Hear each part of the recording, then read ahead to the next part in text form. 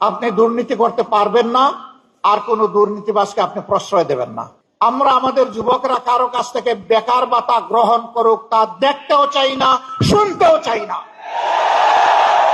অনেকে সংখ্যা গুণে বলছেন আমরা এত কোটি এত লক্ষ যুবককে কর্মসংস্থান দিব, বাকিদের কি হবে?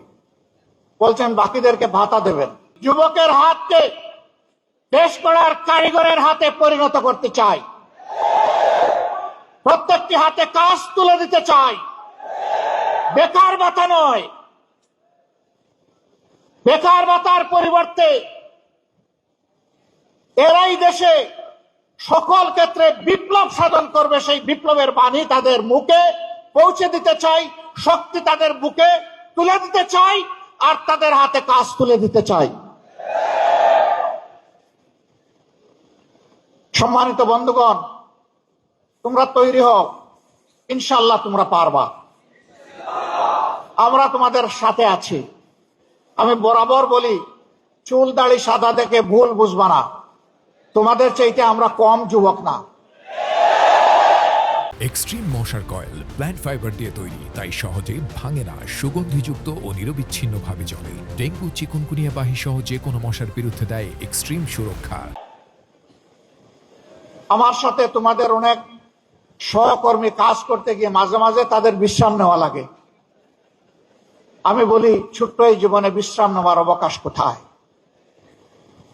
বিশ্রাম আল্লাহ তাআলা আমাদের কিসমতে কপালে রাখলে ইনশাআল্লাহ পরম প্রশান্তিতে নেব।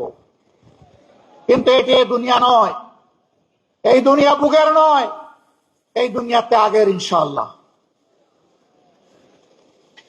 বাংলাদেশ জামাতে ইসলামী, ইসলামী সংগঠন সমূহ এবং দেশপ্রেমিক অন্যান্য সংগঠনকে সাথে নিয়ে সেই ইনসাফের ত্যাগের বাংলাদেশ করতে চায়। যারাই আমাদের সাথে আসবেন তাদের প্রতি আমাদের বার্তা স্পষ্ট। নাম্বার 1, আপনি দুর্নীতি করতে পারবেন না, আর কোন দুর্নীতিবাজকে আপনি প্রশ্রয় দেবেন না। নাম্বার 2, সমাজের সকল ক্ষেত্রে সকলের জন্য সমান বিচার নিশ্চিত করা হবে। কোন রাজনীতিবিদ বিচারের দিকে তাকাতে পারবেন না, হস্তক্ষেপ করতে পারবেন না।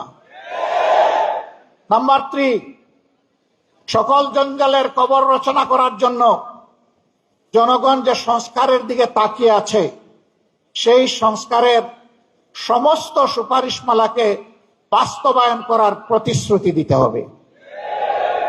এই 3 প্রতিশ্রুতিতে যারা একমত হবেন, মোস্ট ওয়েলকাম, আসেন, আমরা সবাই মিলে দেশ গড়ব ইনশাআল্লাহ। সব ধর্ম, সব দল, সব জাতি মিলে ঐক্যবদ্ধ বাংলাদেশ নিয়ে আমরা সামনে এগিয়ে যাব। সেই ঐক্যবদ্ধ বাংলাদেশ ইনশাআল্লাহ শুধু বাংলাদেশকে রাস্তা দেখাবে না, ইনশাআল্লাহ সেই বাংলাদেশ দুনিয়ার বহু দেশকে রাস্তা দেখাবে ইনশাআল্লাহ। সেই দিনটির অপেক্ষায় আমরা লড়ে যাব, আমরা আমাদের জায়গা থেকে সর্বোচ্চটা দিয়ে যাব। আল্লাহ রাব্বুল আলামিন আমাদেরকে সাহায্য করুন, আল্লাহ রাব্বুল আলামিন আমাদেরকে রহম করুন, এবং আল্লাহ রাব্বুল আলামিন তার নিজের জন্য খালেসভাবে আমাদেরকে কবুল করুন। আজকের এই সম্মেলনে আমাকে এখানে কথা বলার সুযোগ করে দেওয়ার জন্য আরেকবার ইসলামী ছাত্র শিবিরকে অন্তরের অন্তঃস্থল থেকে ধন্যবাদ, গভীর কৃতজ্ঞতা জানিয়ে আমার বক্তব্য এখানেই শেষ করছি। আল্লাহ হাফেজ। বাংলাদেশ জিন্দাবাদ, বাংলাদেশ ইসলামী ছাত্র শিবির জিন্দাবাদ।